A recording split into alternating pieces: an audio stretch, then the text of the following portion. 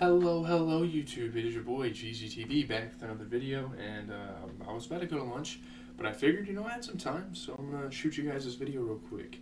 And by the way, I'm kind of disappointed in myself because I didn't watch Insidious Red Door yesterday, so we're just gonna do NBA recap tonight after the NBA games have concluded. I was streaming anyways. We had a really long, awesome stream. It was like fucking damn near 8 hours. I kind of feel like a no life for doing that. But it's the weekend. I don't really have that much homework, so like fuck it, why not? But yeah. Talking about Ozark here. We're talking about not passing go on the Monopoly board. So yeah, a lot of interesting stuff is stirring up here. We only have 3 more episodes left in the show, and it's getting kind of interesting here. So sorry if you hear this in the background. I don't know why I do that, but yeah. So the centerpiece of the second half of the final season is a bit slow. Even the half seasons on Netflix have that sag in the middle, but it ends with a banger of a scene and features great work throughout from Jason Bateman. This is arguably his best season to date. You talk about Ruth in like season 3 and going through a bunch of shit, but I don't know. Like actors and actresses and all that just keep getting better and better. Characters just keep evolving, and I think it's awesome. Are his teeth uneven? Kind of. I don't know what I'm tripping about, but So the main narrative thrust of the episode is the return of Rachel Garrison, played by Jordana Spiro, who hasn't been seen since the 8th episode of season 2, The Big Sleep. So Ruth tries to bring Rachel to her side while Wendy scrambles with power players like Senator Schaefer. Really interesting stuff you see here. Rachel being back is actually kind of a cool storyline and something I didn't think the show would dive into or even try to rebirth that character. Really, Ruth tries to control Rachel while the birds try to control Navarro. It's just a lot of manipulation. Meanwhile, Marty has finally had enough of it, and a road rage encounter becomes a TV scene for the ages. That shit was amazing. That's something I feel like Marty really needed to do. Like, he's had so much pent-up anger and emotion, and he finally lets it out, and I think it's just so... It's not, like, wholesome. I don't know what you would call that, but, yeah. It doesn't help Marty's anger that he opens the episode watching a woman clean Arturo's blood off the tiled floor. After that, he's seen playing fetch with a giant dog. The scrubbing sound gets louder, though maybe only in Marty's guilty conscience. After the credits roll, Marty is giving orders, and Camilla asks to see Omar. And it sucks, because he knows that Camilla was behind all this shit, and he just killed an innocent man. Which the man messed with the books, but that's not really a reason to get him killed, I don't know. So while Wendy scrambles with Schaefer, Ruth is off on a first-class plane trip, soaking in the luxury and smiling for the first time in days. I mean, obviously she has quite a bit of money now. She kind of has...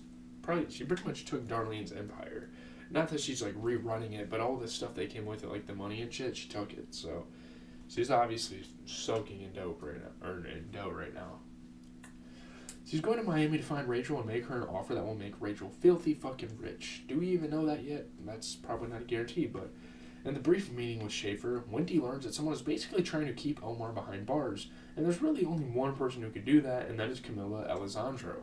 And we've kind of discussed her before in prior reviews. I think she could be a huge problem for the characters moving forward in this show. I mean, does this mean she tried to have him killed? And that's what Marty thinks, spiraling him even further into grief and guilt. Wendy's reaction is quite fascinating. She suggests that to Marty that it's not his fault because he was only doing what Omar would have done. The idea is that stepping into someone's shoes is like taking on a role and makes someone less culpable. It's an amazing sociopathology that can really excuse the worst behavior. It's how she can run a criminal operation without considering herself a criminal. She's wearing a costume just to get a job done. When she takes it off, she leaves all of its guilt, and that's kind of like Wendy's mentality. It's obviously a bit strange, but that's how Wendy sees the world and how she sees a lot of things. There's an awkward and sad moment between Marty and Jonah when Dad checks in to see if his son needs anything. It's a broken relationship that may not have time to mend by the time the show's over. Shortly thereafter, Marty and Wendy meet with Ruth and Rachel at the Bell. The different reactions of the birds are telling. What is she doing here? Wendy snarls when she sees Rachel. Marty sees Rachel and goes in for a hug and a good to see you. This is just... he wants to be a good person, and Wendy doesn't care about that. She just wants to have power. She wants to do things in the best interest of their foundation. Like, what the hell? Ruth cuts to the chase. She wants to make a deal. The Shaw money for the foundation, and Ruth takes the casino. Wendy naturally hates the idea, but it's really not bad. She claims to Marty that's just a plea for his attention, but it really is safer to get cash from around home while the Camilla Omar thing kind of plays out. But Wendy doesn't see it that way, so she counters by revealing that Ruth killed Javi and that Rachel would be getting into business with a very dangerous woman with secrets of her own. Naturally, Rachel isn't happy about not being kept in the loop and being lied to. So yeah, Wendy has those two turned against each other, and there you go. The deal is not taken. Of course. Much of the midsection of this long episode feels like it's spinning its wheels. Mel goes to talk to Ruth, reminding viewers how Miss Langmore really does hold the cards when it comes to what happened to Ben. Marty and Wendy argue over what to do about Omar and Camilla. Do they reveal that his sister tried to kill him? Can Marty keep running the Mexico operation while Omar heals up? Who knows how long that will be? And what to do about Camilla wanting to see her brother? Is that really a good idea? Another potential problem surfaces in the increased awareness of Nathan Davis, Wendy's father, who's been making frequent appearances over the last season and a half, I think. He tells Ruth that Mel thinks she knows more than she's letting on. Nathan is getting too nosy for everyone, which is really what got his son killed. He saw Ruth and Wendy arguing at the bake sale, and he presumes that Ruth is going to protect Jonah, but from what? Tuck, man. What a great return as well. Rachel's BFF, played by Evan George Verazaris, makes his first appearance since the last time we saw Rachel. She had asked Marty to keep an eye on the lovable Tuck, but of course, Bird forgot about him almost immediately. Tuck doesn't work at the Blue Cat anymore because new manager stopped scheduling him. Rachel calls to give Marty a piece of her mind, and Marty's neglect leads Garrison back to Ruth. It's really interesting how that works. Marty is a character who is always considering risk, but too rarely remembers human connections and needs. Rachel has a lot of information that could derail Marty's life. You'd think he'd take care of Tug just so she didn't get angry enough to spill it. She doesn't spill it to the feds, but she does change the endgame of Ozark by suggesting a legal approach. Ruth is Wyatt's legal guardian, and Wyatt married Darlene. Doesn't that give Ruth rights to Darlene's share of the casino through familial relations? Wendy turns up the heat on Claire, telling her that it's time to meet with Camilla and to honor the deal that Shaw presented to Javi. They promised it. Wendy isn't messing around. Sister of a cartel boss, show some respect. See you at 1, she says with a smile. Clara comes with a fair enough offer for profit, but Camilla wants the 5-year distribution deal too. And Wendy demands the rest of the foundation donation, which is crazy. She's being super aggressive here. When should I tell my brother to send the next shipment? Camilla asked. Claire isn't getting out of this without lying down for Camilla and Wendy.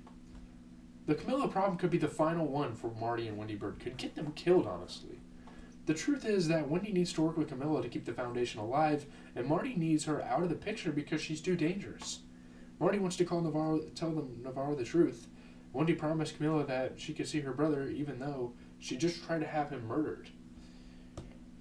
If that's not bad enough, Nathan and Mel pop by the Birds. They need to talk to Wendy. After dropping the evidence that Wendy had seen Ben after he left town, she changes her story. She claims they got into a fight and she left him at a diner, which doesn't really make sense to be honest. He's on the run. He's wanted by the state police. It's a weak story, but Nathan seems to buy it. Why did Nathan protect Ben but humiliate Wendy for so long? Well, you were a lot less easy to love. Yikes, man, that is just a shot to the heart. Wendy almost seems to admire the brutal honesty. It leads Nathan to drink back in his hotel, while Marty unloads on Charlotte about how hard Wendy can make their lives. It's really interesting to see Marty spew to their daughter. I think that's an awesome moment in the show. She suggests marriage counseling. It's a little too late for that, and not just because their counselor retired. Come on now. What is that, Marty? Camilla gets to see Omar. Wendy blindsides Marty by offering to have Camilla take control in Mexico. Marty doesn't know about this and doesn't like it. It's a dumb move. Camilla is too risky. But Marty can't say that there in front of her Omar. Doesn't this make the Verge very expendable to Camilla? She gets control and she has the Shaw connection. Why does she still need Wendy?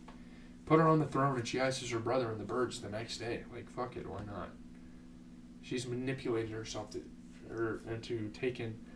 She's manipulated others into taking control of everything. Marty probably knows this, and he's seething while stuck in traffic. Horns honk and tensions rise. It's time for Marty's falling down moment. Marty gets cut off and stops talking to Wendy, turning up the Todd Rundgren instead. Wendy gives him a hard time again. An asshole behind them keeps honking. Marty gets out of the car and orders a guy to get out. The dude advances on them and calls Wendy a bitch twice before she yells, "Suck my cock, asshole." A moment that must be gift immediately. And then a fight really breaks out. Well, more of a beating than a fight. Marty takes him down, switching hooks and even getting in a kick. And he marches off, covered in blood. This is a changed man. I mean, this is really what the end of the episode shows. Marty has changed. For the better or worse, I mean, I guess you decide. I'm out. Leave a like, comment, subscribe. Obviously, the cartel has put merciless thoughts into Marty. And it's crazy, man. I really like the character evolution. Is it realistically good for him to be doing stuff like that? Probably not. But he has some emotions he had to let out. And it's not really justifiable to beat a man up in broad daylight over some